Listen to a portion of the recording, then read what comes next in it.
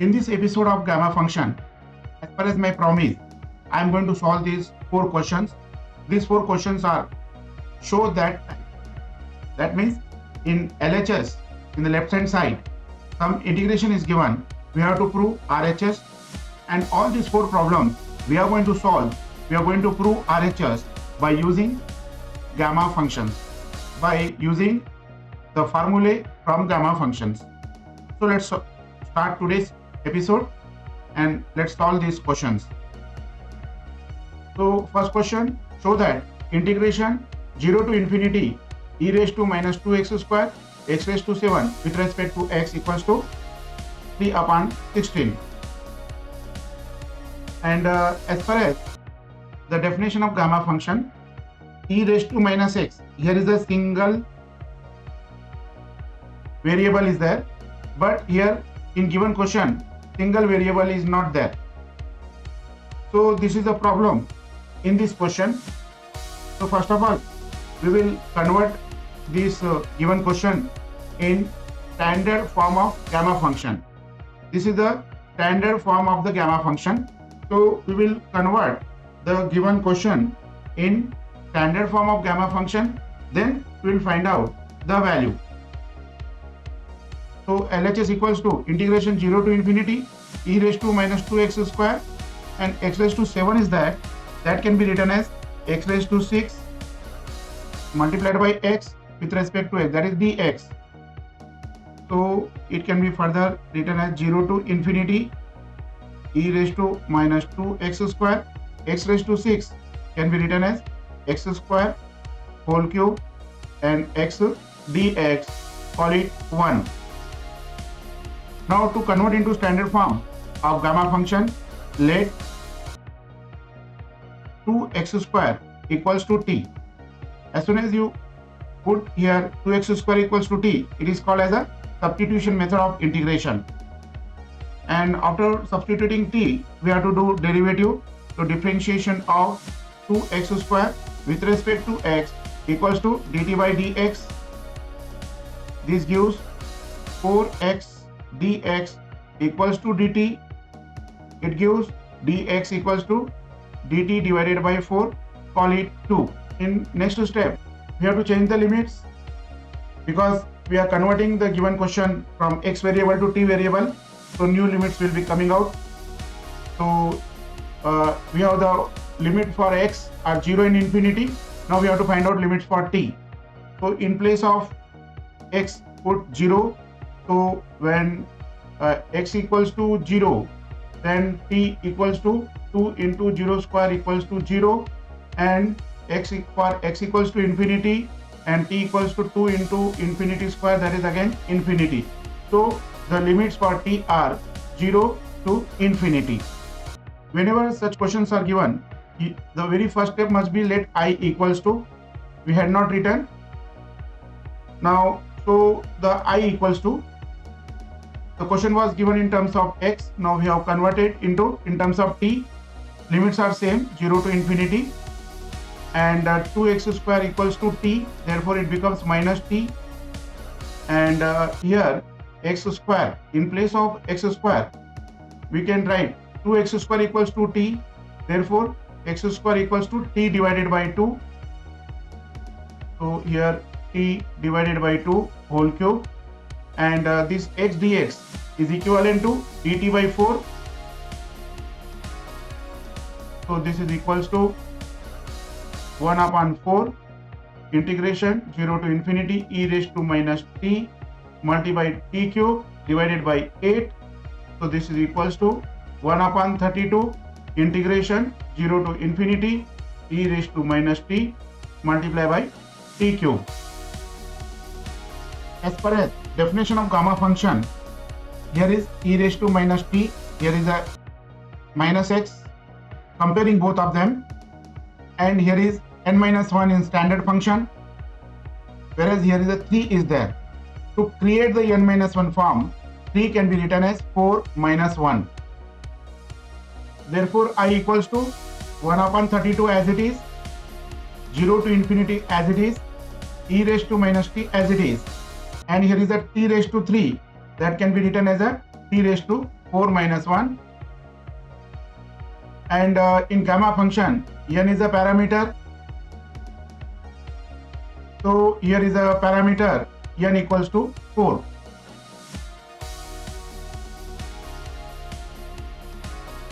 Now gamma function of n equals to integration 0 to infinity e raised to minus x, x raised to n minus 1 dx equals to gamma of n. We generally speak gamma n only in the classroom. So it is a gamma n. Therefore, I equals to 1 upon 32. In our question, n equals to 4. So here, n equals to 4. So it is a gamma 4. So it is 1 upon 32. Now we have to expand gamma 4. Gamma 4 can be written as gamma 3 plus 1. This is equals to 1 upon 32. And we know that gamma n plus 1 equals to n factorial. This is the formula. Therefore, it is 3 factorial. So 3 factorial can be written as 3 into 2 into 1 divided by 32. So 2 ones are 2 6 are. That is equals to 3 upon 16. So this 3 upon 16 is nothing but RHS. Therefore, we have already proved LHS equals to RHS. Now let us solve question number 2. To show that integration 0 to infinity root x e raised to cube root of x with negative sign dx, and we have to prove this is equivalent to 315 divided by 16 root pi. Now let us take LHS 0 to infinity and writing e term first. So e raised to minus here x raised to 1 upon 3 because it is a cube root of x, and here is a root x with respect to x. Now we have to standardize the given question. For that, let x equals to t cube, and we get dx equals to 3t square dt. In step 2, now we have to change the limits because we followed the substitution method of integration, and in substitution method of integration we have to change the limits. So we have already t cube equals to x or t equals to x raised to 1 upon 3.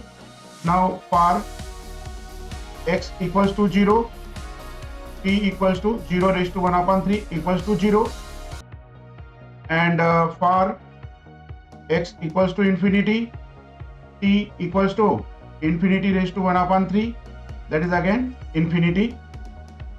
So the limits are remaining same. Now step 3, I, that is LHS equals to 0 to infinity, and here x equals to t cube e raised to minus in place of x t cube whole raised to 1 upon 3, and in place of root x we can write root of t cube, and in place of dx we can write 3t square dt. Now writing properly everything, 0 to infinity e raised to t cube multiplied by 1 upon 3 multiplied by t raised to 3 by 2 multiplied by t square. 3 is taken out of the operation with respect to t, and on simplification we get here t raised to 3 by 2 plus 2, and in original formula there is n minus 1. To create n minus 1, what I have done, I added plus 1 and minus 1. Therefore LHS equals to 3 integration 0 to infinity e raised to minus t multiplied by t raised to 3 plus 4 plus 2 divided by 2 minus 1 with respect to t. This is equals to 3 0 to infinity e raised to minus t and t raised to 9 upon 2 minus 1 with respect to t. Now this question converted into standard gamma function of n, where parameter n equals to 9 by 2, comparing with standard function here x raised to n minus 1 here are t raised to 9 by 2 minus 1 implies n equals to 9 upon 2. The result of this gamma function of n equals to gamma n. Therefore, the result of this function, therefore the LHS, that becomes 3 and result is gamma 9 divided by 2. So LHS equals to 3 gamma 7 by 2 plus 1. This is equals to 3 multiplied by 7 by 2 gamma 7 divided by 2. This is equals to 3 into 7 divided by 2 gamma 5 divided by 2 plus 1. This is equal to 3 multiplied by 7 divided by 2 multiplied by 5 by 2 gamma 5 divided by 2. This is equals to 3 multiplied by 7 by 2 5 divided by 2 gamma 3 by 2 plus 1. So this is equals to 3 into 7 divided by 2 5 divided by 2 multiplied by 3 divided by 2 gamma 3 by 2. So this is equals to 3 into 7 divided by 2 5 divided by 2 3 divided by 2 and gamma 3 by 2 can be written as half plus 1. This is equals to 3 7 divided by 2 multiplied by 5 divided by 2 3 divided by 2 multiplied by 1 divided by 2 gamma half. But gamma half equals to root pi. Therefore LHS equals to 3 7 divided by 2 5 divided by 2 3 divided by 2 multiplied by half and multiplied by root pi. This is equivalent to 315 divided by 16 root pi. 315 divided by 16 multiplied by root pi, nothing but RHS. Therefore LHS equals to RHS verified. Now let us do question number 3. Integration 0 to 1 divided by under root of minus log x dx, and we have to show it is equals to root pi. So let's solve now. Third question. If you are not getting the solution, if you have some more doubts in your mind, please write down in comment box. This channel is only for mathematics, so I am there for your help. The aim is to help my dear students. Therefore, whatever the doubts you got related to this topic, please write down in comment box. So in this question, show that integration 0 to 1 divided by under root of minus log x with respect to x equals to root pi. Quite easy problem, simple, but little logic is needed to solve this question. Because the limits are 0 to 1, we have to get the limit 0 to infinity, and inside the root negative term is that, even we have to remove that negative term, otherwise we cannot solve. So two challenges are there in this question. First challenge to change the limits, and second challenge to eliminate the negative term inside the square root. So let us see how to solve this question. Now let minus log x equals to t implies log x to the base e equals to minus t implies x equals to e raised to minus t. After that, we need to do derivative. So dx equals to minus e raised to minus t dt. Call it number 2. And after this, we need to change the limits. So we have x equals to e raised to minus t. So as x tends to 0, then t tends to infinity here. So here we write infinity, and as x tends to 1, then t tends to 0. So these are the limits, and so these are the new limits. Therefore LHS becomes 0 to 1. In place of x equals to 0, we can write infinity, and x equals to 1, we can write 0 here, and 1 divided by under root of minus log x nothing but t, and dx nothing but minus e raised to minus t dt. This is equals to minus, writing properly, e raised to minus t, and in place of root I can write t raised to half, and dt we took the minus outside. And we know that integration minus integration a to b f of x dx. Here is the minus symbol. To remove the minus symbol, you have to interchange the limits. So upper limit b becomes lower limit, and lower limit becomes upper limit, and the symbol changes. Negative symbol becomes positive when you interchange the limits. So f of x dx. So this is the important property of definite integration. We have applied that property here. Therefore minus infinity 0 e raised to minus t, and that can be written as t raised to minus half dt. So this here now we can change the limit. If you change the limits, the symbol will vanish, minus will become plus, and the limits will change here. 0 will come down and infinity will go up. That means 0 becomes lower limit, infinity become upper limit, and e raised to minus t and t raised to minus half dt. Now we can find out value of this integration by using gamma function of n. So in place of minus x here is a minus t.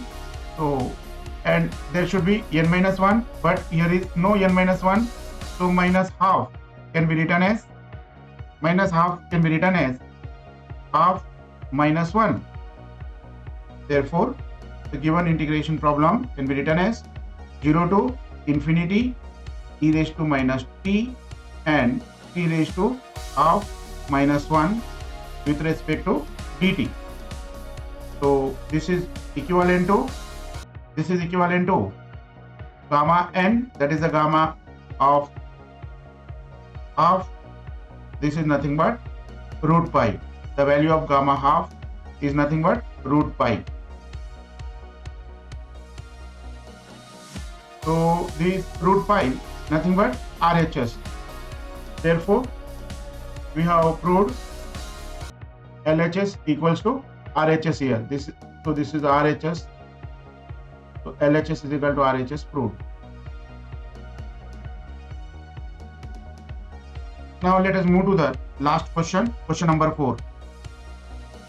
Now question number 4, integration 0 to infinity root y e raised to minus y cube dy equals to root pi divided by 3. Whenever we are solving the problem based upon gamma function, so first of all you rearrange the given problem. Like here the problem we have to rearrange it. So e raised to minus y cube, e term must be first so that it is easy for us to take decision, and root y here. So we have taken the LHS. So LHS equals to I equals to this much.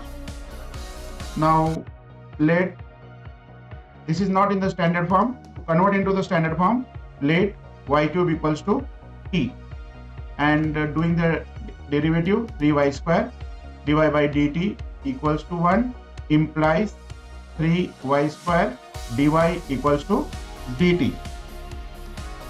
And so this was the step number 1.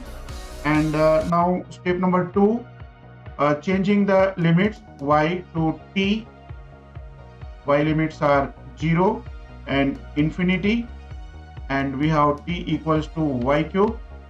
If y tends to 0, then t tends to 0, and y tends to infinity, then t tends to infinity. No change in the limits. Limits are remaining the same. So here is the 0 and here is the infinity. Here we got 3y square dy. So what you do now, here you can multiply and divide by y square dy. So y square dy. dy square dy equal to dt. Therefore y square dy equals to dt divided by 3. So now rearrange, substituting this value.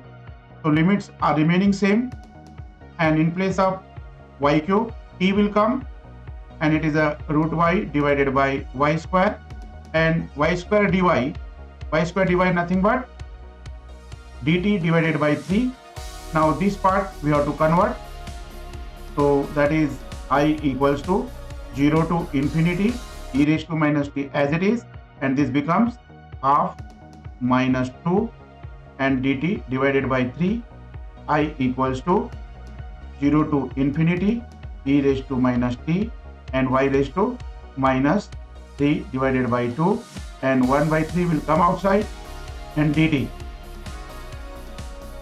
But y cube equals to t we already having, so y can be written t raised to 1/3.